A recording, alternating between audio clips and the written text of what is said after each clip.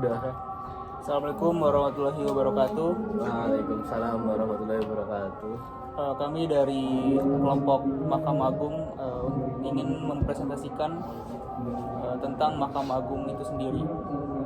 Mungkin sebelum kita mempresentasikan Mahkamah Agung, kita akan memperkenalkan masing-masing dari anggota kita. Perkenalkan, nama saya Putra Kugarin Dewanto dengan NIM S1A023194. Perkenalkan, nama saya Hafid Hasan Pradana dengan NIM S1A023198. Saya Ramadan Adi Widiawardana dengan NIM S1A023196. Perkenalkan, nama saya Baginda Danu Alta Kencana Putra Yuda dengan NIM S1A023202. Nama saya Raihan Afif Naufal dari NIM S1A023200. Oke, yang pertama kami akan menjelaskan tentang pengertian Mahkamah Agung itu sendiri. Mahkamah Agung Republik Indonesia atau yang bisa disingkat MA adalah lembaga tinggi negara dalam sistem ketatanegaraan Indonesia yang merupakan pemegang kekuasaan kehakiman bersama dengan Mahkamah Konstitusi dan juga Komisi Yudisial. Dengan kata lain, Mahkamah Agung itu adalah penjaga terakhir dalam sistem peradilan yang bertanggung jawab untuk menjamin bahwa hukum itu diterapkan dengan adil dan juga benar, serta menjaga supremasi hukum.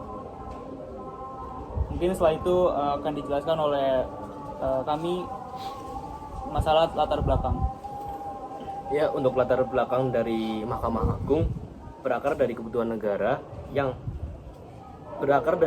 negara untuk memiliki lembaga peradilan tertinggi yang independen dan berwibawa dalam menangani dan menyelesaikan kasus tertentu, serta untuk mengawasi jalannya peradilan yang di bawahnya.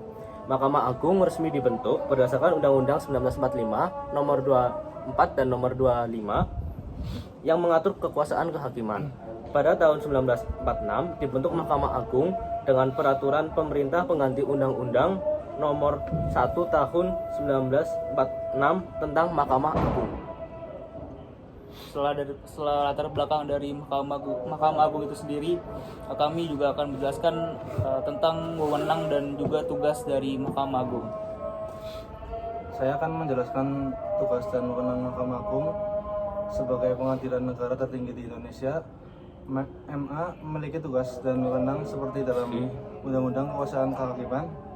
Tugas dan wewenang Mahkamah Agung tersebut antara lain: yang pertama, mengadili pada tingkat kasasi terhadap putusan yang diberikan pada tingkat terakhir oleh pengadilan di semua lingkungan peradilan dan berada di bawah Mahkamah Agung, kecuali undang-undang menentukan lain, pasal 20 ayat 1 huruf A.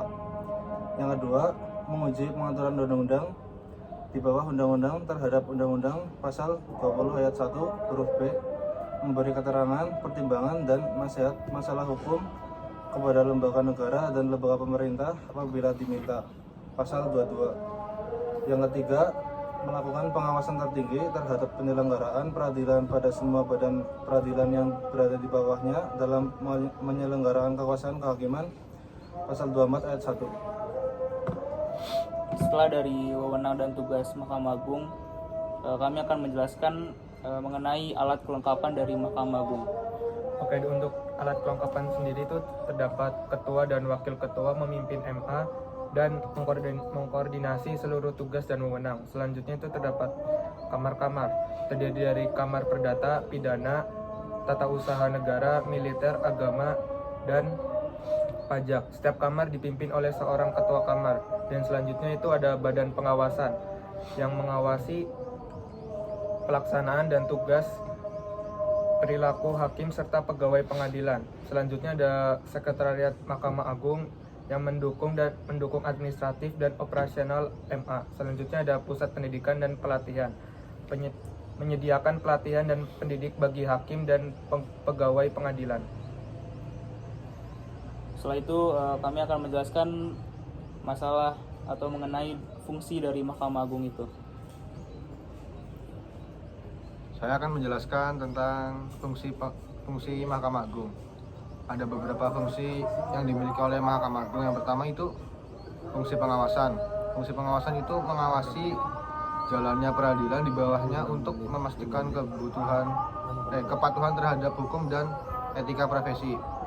Terus berikutnya ada fungsi pengadilan. Nah, fungsi pengadilan ini memutus perkara yang diajukan pada tingkat kasasi dan peninjauan kembali. Terus ada juga fungsi pembinaan.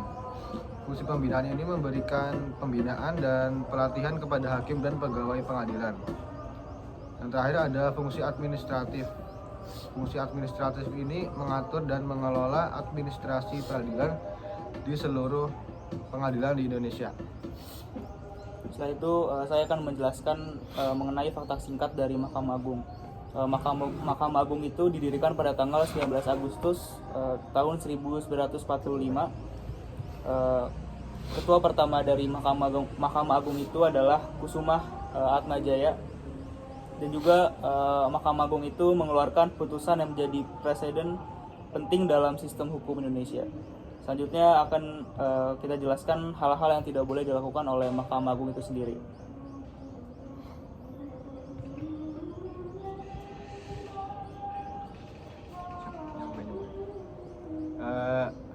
Ada beberapa hal-hal yang tidak boleh dilakukan oleh Mahkamah Agung. Yang pertama ada intervensi terhadap putusan hakim. Tidak boleh ada intervensi dari pihak manapun terhadap independensi dan objektivitas putusan hakim. Berikutnya ada korupsi dan penyalahgunaan wewenang. Hakim dan pegawai pengadilan dilarang keras melakukan korupsi atau menyalahgunakan wewenang. Lalu Mahkamah Agung juga dilarang untuk mengabaikan etika profesi. Semua anggota Mahkamah Agung harus mematuhi kode etik dan pedoman perilaku hakim. Mahkamah Agung tidak boleh menunda-nunda proses peradilan. Proses peradilan harus dilakukan dengan cepat dan tidak boleh ditunda tanpa alasan yang sah. Mungkin gimana ya penutupannya ya? Dikat aja. Itu saja pengertian dari Ditutup dulu aja tuh. Udah nggak usah biarin. Nggak usah ya biarin dikat aja. Akhirannya. Mungkin segitu saja dari kelompok Mahkamah Agung. Sudah menjelaskan mengenai pengertian, latar belakang, wewenang dan tugas, alat kelengkapan, fungsi, fakta singkat, dan juga hal-hal yang tidak boleh dilakukan. Sekian dari kami. Wassalamualaikum warahmatullahi wabarakatuh.